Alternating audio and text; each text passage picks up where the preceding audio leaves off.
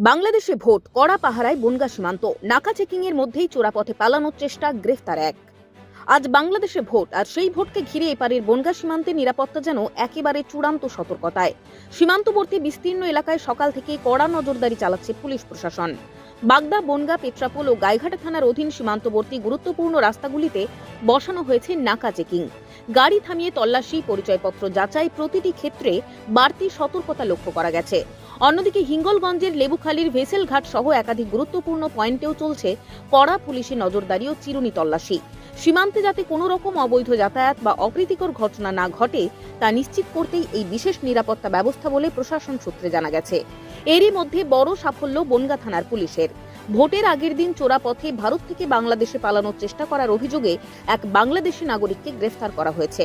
বুধবার উত্তর 24 পরগনার বনগাঁ থানার পুলিশ মতিগঞ্জ এলাকা থেকে এক সন্দেহভাজন ব্যক্তিকে আটক করে। জিজ্ঞাসাবাদে ধৃত জানায় সে চোরাপথে ভারত থেকে বাংলাদেশে যাওয়ার উদ্দেশ্যেই মতিগঞ্জ এলাকায় এসেছিল। তার কাছে ভারতে প্রবেশের কোনো বৈধ কাগজপত্র পাওয়া যায়নি। ধৃতের নাম উতঙ্ক গাইন। পুলিশ তাকে গ্রেফতার করে আজ বনগাঁ মহকুমা আদালতে পেশ করেছে। বাংলাদেশের ভোটকে কেন্দ্র করে সীমান্তে যখন টানটান উত্তেজনা, তখন এই গ্রেফতারির ঘটনায় নতুন মাত্রা যোগ হয়েছে। প্রশাসনের দাবি, সীমান্তে কড়া নজরদারি থাকায় বড় কোনো অপ্রীতিকর ঘটনা এড়ানো সম্ভব হয়েছে। পরিস্থিতির ওপর আপাতত নজর রাখছে পুলিশ এবং সীমান্তরক্ষী বাহিনী।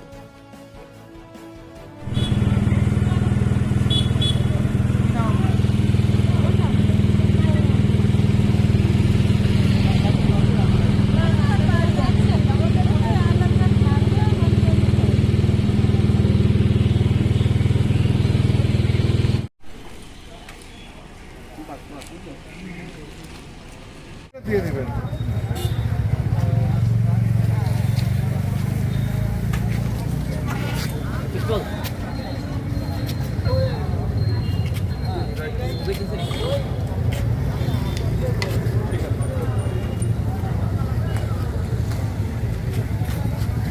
বন্ধ করা